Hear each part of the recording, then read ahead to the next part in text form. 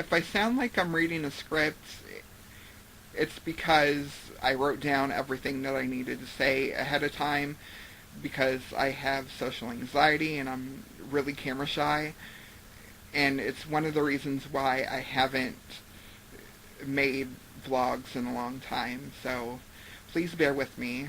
Hi everyone, it's Mia Honey Rose. I know it's been quite a while. I've been on a long hiatus. It's almost 2 years since I've made a vlog. A lot has been going on.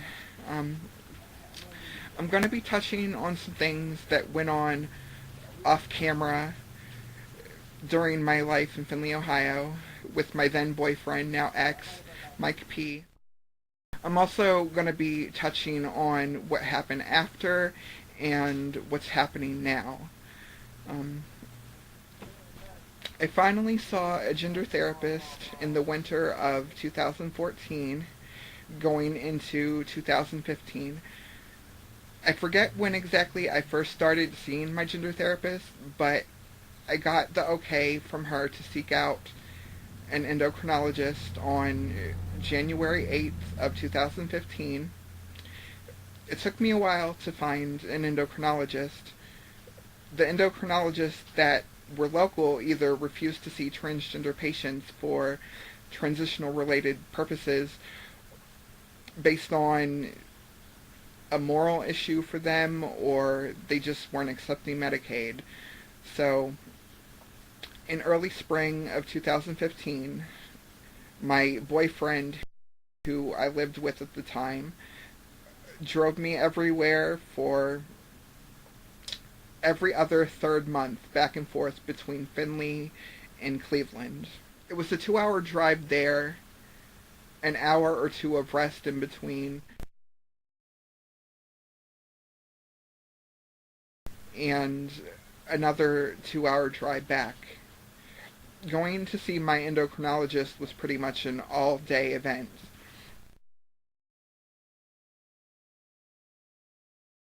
After a wonderful summer together with Mike P, in September of 2015, he officially broke up with me, and I started living with him as a roommate on a temporary basis.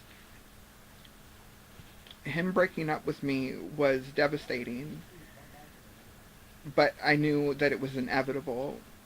Um, we had financial problems that we fought about during the whole time him and I were together.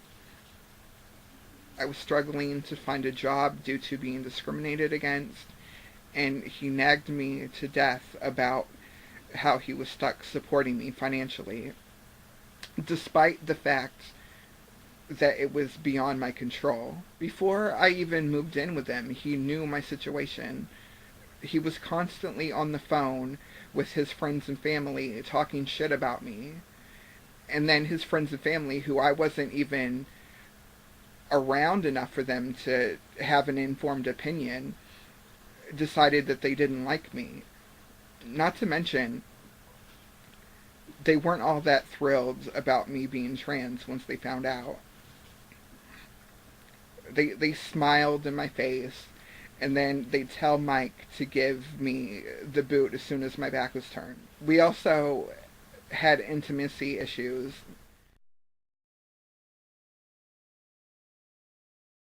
He liked the idea of having sex with a pre-op trans woman. He liked the way it looked in porn, but once he finally experienced the real thing, it felt weird to him in practice. Toward the middle of our relationship, our sex life consisted of hugging, cuddling, hand-holding, lip-locking, showering together, me giving him massages, me giving him oral without reciprocation, and me taking care of my own sexual needs by masturbating. Because he no longer wanted anything to do with my male genitalia.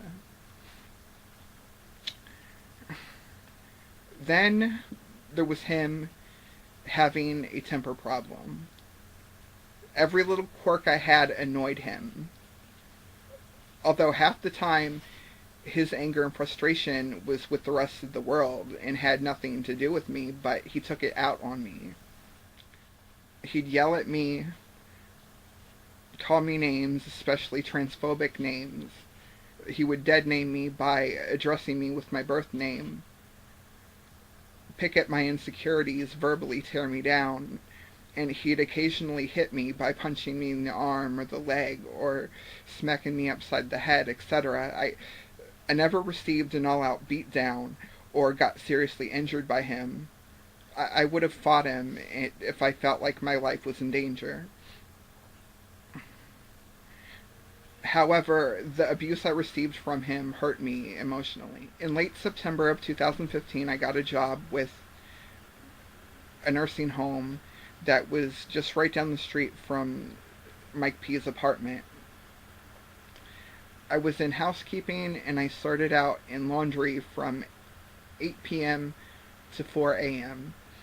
But I couldn't keep up with the laundry because there were table linens, bed sheets, and personal clothes that the residents had. I'm talking mounds of dirty laundry to wash and dry. Excuse me. If you're not mentally and physically quick on the job and you need a minute to think about how things are done, where things go, etc., you're going to fall behind, and that's what happened to me. So I failed at laundry, and then I was given the position to clean rooms, and I also delivered clothes.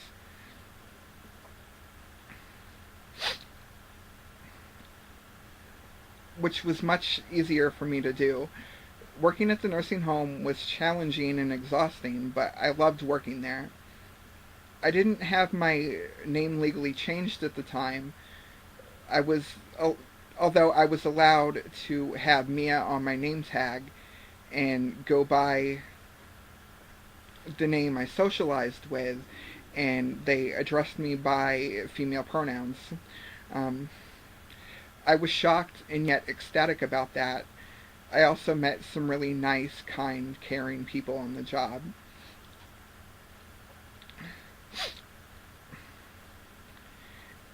In October of 2015, I applied for my legal name change. I filled out a form that they asked what my name change was for and asked me if I had a criminal record or if I'm trying to hide from collection agencies, etc. And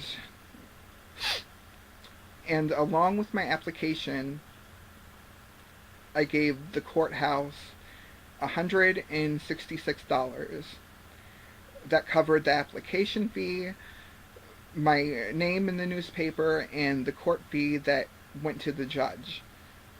On December 12th, I had to show up for the courthouse.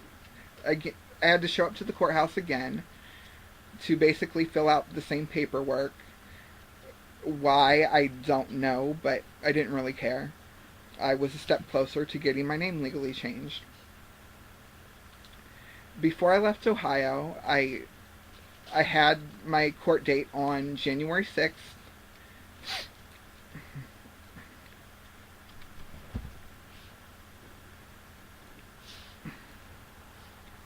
When January 6th came, Mike P. When January 6th came, Mike P. accompanied me in the courthouse, in the little courtroom, to show support because I was scared. I thought I was going to get rejected by a bigoted judge because I read stories like that on the internet all the time. Excuse me. But the judge was really nice and friendly. He complimented my outfit, as well as how polite and bubbly I was. I wore a pantsuit with a burgundy blouse and a pearl necklace. I had my hair in a bun.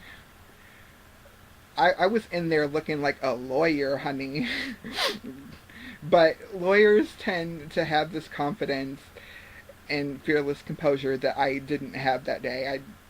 I was too damn scared. The judge reviewed my application, asked me the same questions. He was like, I know you came in here. He was like, I know why you came here, but asking all these questions is just part of the procedure. He asked, why do you want a name change? Do you have a criminal record? Are you trying to escape from debt? At that point, a thorough background check had been ran on me, but the judge just wanted to know if my story was consistent with the info he had, and it was. I have no criminal record. I planned on telling the debt collectors about my name change, and I just wanted to get my legal name to reflect my gender identity.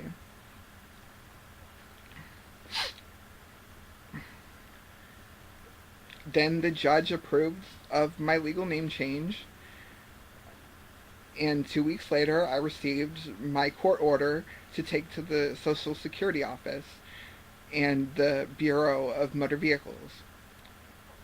Yeah, in Ohio it's called the Depart Yeah, in Ohio it's not called the Department of Motor Vehicles. Instead it's Bureau. I went to the social I went to the Social Security office in Findlay to get my new Social Security card. The lady at the office sent my card to the wrong address, so I ended up having to update my Social Security card and photo ID after I moved back to PA. Okay. Side note, I now have my Social Security card and state photo ID updated, but I've still yet to update my birth certificate. I've been procrastinating because I was born in the bigoted state of West Virginia, and I have a feeling that getting them I have a feeling that getting them to change the name on my birth certificate is going to be an effing migraine headache. Okay, regardless of the fact that I have a court order to get it changed, I'll most likely have to fight with them to get my birth certificate changed. Although, I don't know, maybe I'm just overthinking it and I'm just being paranoid or something. I don't know. I hope that's the case, but I'm not entirely sure. On the 14th of January 2016, I moved back to Pennsylvania and stayed with one of my best friends named Ronald, and his family consisting of his parents, his younger brother, and a friend of his dad's. Ronald Ronald and I even dated for the first couple of months of me living there, but then we had a mutual breakup because our life goals are vastly different. Shortly after we broke up, I was given my own bedroom, and I also had a job where I got paid through an agency to help take care of Ronald's mom as a housekeeper. In May of 2016, I reconnected with a guy named Justin, who I met on OkCupid a few years ago, back in the summer of 2013. Things were really great at first. He was so sweet, loving, kind, and caring. We were doing the long distance thing where we dated over the internet and phone. And while we were an item, we didn't become Facebook official until we finally met in person when I went to visit him during last summer. On July 14th, Ronald's dad, Ron, drove me to meet Justin at the halfway point in Pittsburgh, and then him and I drove the rest of the way to Bridgeport, Ohio, where he lived. Justin and I had a great time. Everything was the bomb. We went out everywhere and took a lot of pictures together. We spent 5 wonderful days together. I met his mom, his sister, as well as his niece. I met his mom, his sister, as well as his niece and 3 nephews. I felt like I was becoming part of their family in an unofficial in-law sort of way. I went back home on Tuesday, July 19th, when announced Justin and I announced our relationship together over Facebook. His people began friend requesting me. I wasn't sure about accepting their I wasn't sure about accepting their friend requests because one, most of Justin's friends, most of Justin's friends didn't know anything about me other than me being his girlfriend at the time. Two, I sure as hell didn't know anything about them, which meant I didn't know whether or not they were transphobic. And three, my Facebook is private and tight-knit, consisting of close friends and family, other LGBT people, and men who have a thing for trans women. Basically, my Facebook is my online safe space where I can be open about my transgenderism without getting harassed and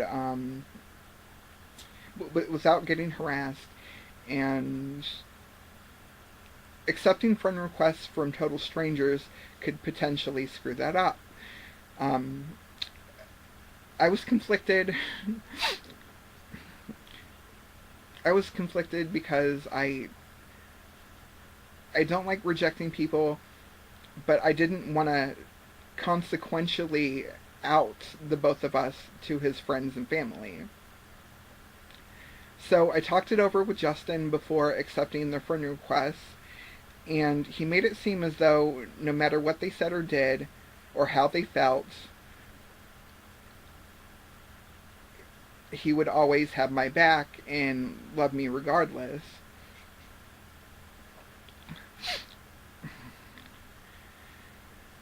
Oh, excuse me.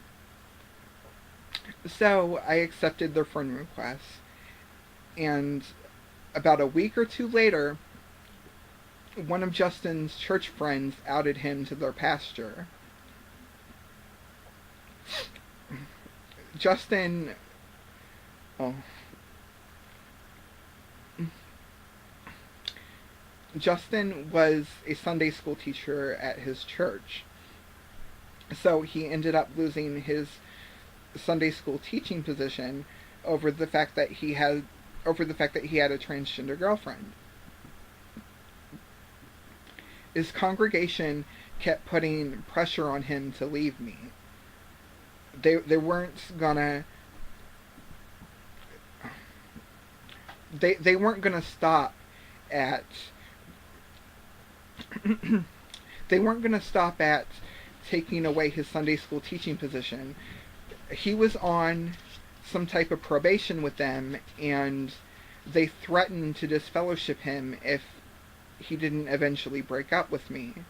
At first, he reassured me that he wasn't going anywhere. He said that he loved me and that he would switch to an LGBT affirming church for me. We planned on getting an apartment in Wheeling together in the same building of our mutual friends who I met through him. Last October of 2016, I planned on visiting I can't talk. Last October of 2016, I planned on visiting Justin for Halloween weekend.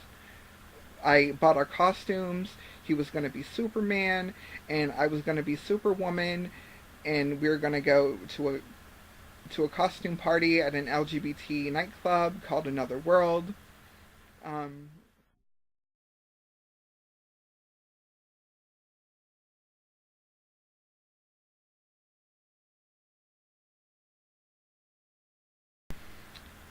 on October 23rd, just a few days before my second trip to come see him, Justin unfriended and blocked me from his Facebook, as well as unfriended and blocked the two mutual friends we had due to them being LGBT affiliated.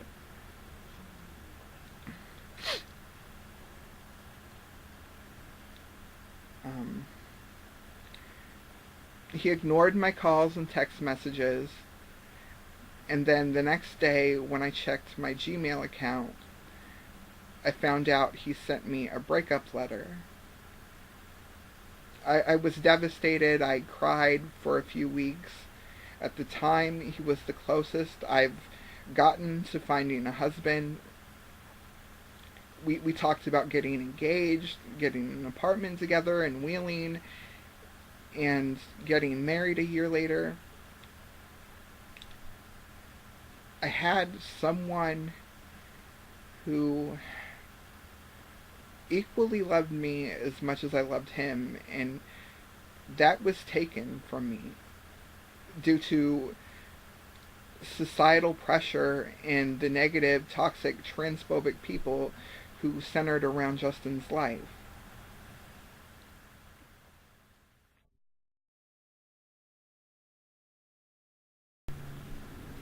After I got dumped, I talked to some other guys for a short while.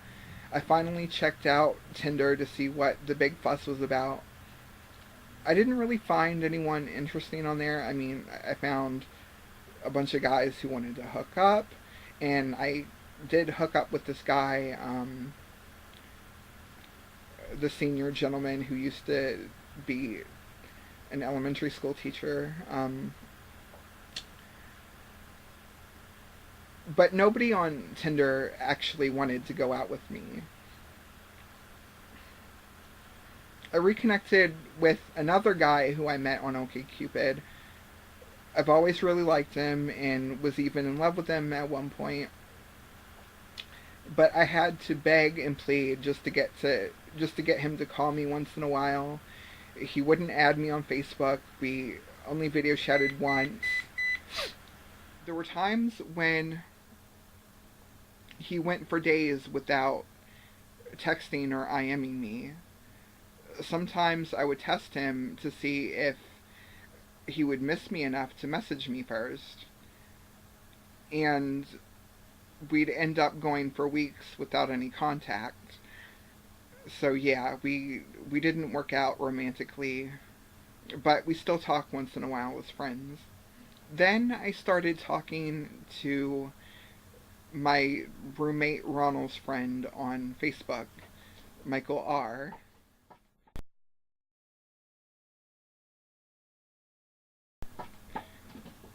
He lives in Santa Fe, New Mexico, way on the other side of the US. Turns out Michael R. had been admiring my photos, especially the nude ones that I have on FetLife, and he had a crush on me for a while, but was too shy to say anything.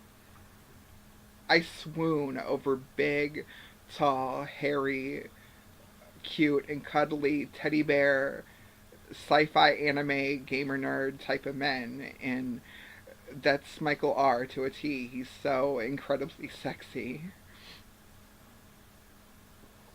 Um,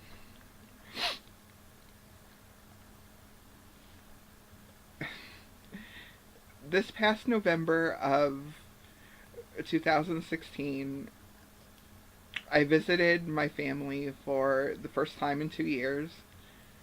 Um, I stayed with them for a week on the week of Thanksgiving.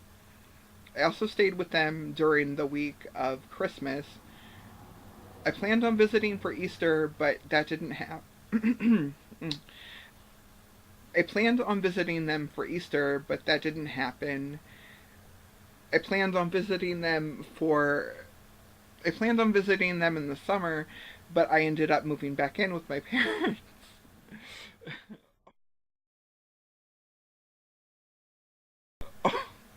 on the 20th of June.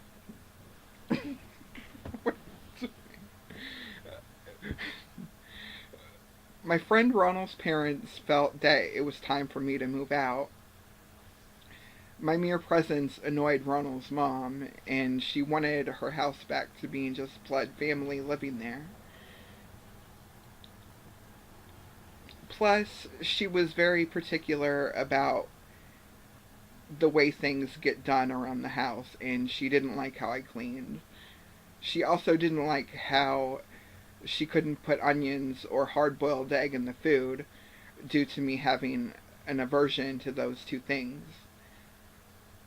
Um, then there's the fact that her and I got into arguments over politics and religion. She's very conservative and she's a Republican and she's very heavily religious.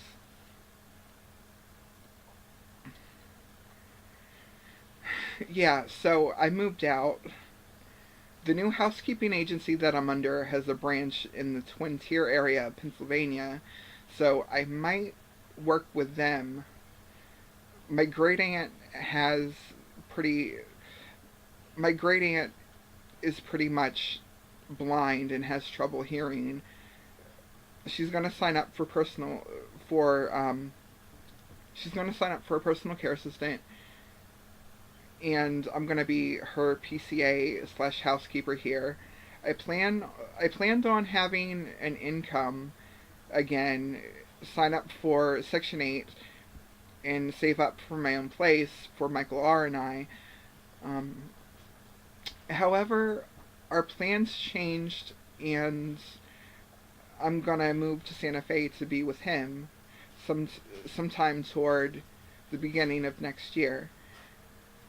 I gotta get back on some type of low income health insurance, like or Medicaid or something. It's still gonna take 4 years before Obamacare gets phased out, if it gets phased out. Um, so in the meantime, I'm gonna find a doctor and get back on hormones. I've been off my hormone medication for a few months now due to having to renew my welfare. So yeah, that's pretty much it. Rate, comment, and subscribe. Bye for now.